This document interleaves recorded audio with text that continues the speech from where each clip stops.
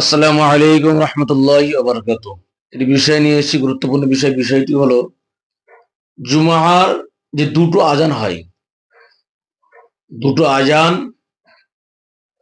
একই উচ্চস্বরে হবে না আজান ছোট বড় হবে, এবং আজানটি প্রথম আজান ও দ্বিতীয় আজান কোথায় দিতে হবে? উত্তর হলো এটাই যে জুমার দুটি আজান উচ্চস্বরী হবে, একই রকম ভাবেই হবে, যে কোনো ছোট বড় করার দরকার নেই।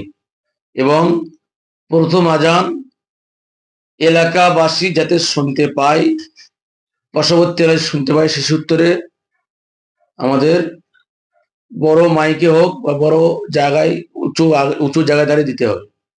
দ্বিতীয় আজান হলো ইমামের সম্মুখে দাঁড়িয়ে দ্বিতীয় আজান দিতে হবে, তবে হ্যাঁ উচ্চ স্বরে এবং কোনো ছোট বড় নয়, একই সমান আজান হবে। আমরা এটি আল্লামা রহমতুল্লাহ আলাইহির ফতোয়া মুজআমিনিয়ায় প্রথম খণ্ড থেকে পেয়েছি। আল্লাহ আমাদের সকলকে আমল করতে তৌফিক দিক, আমিন।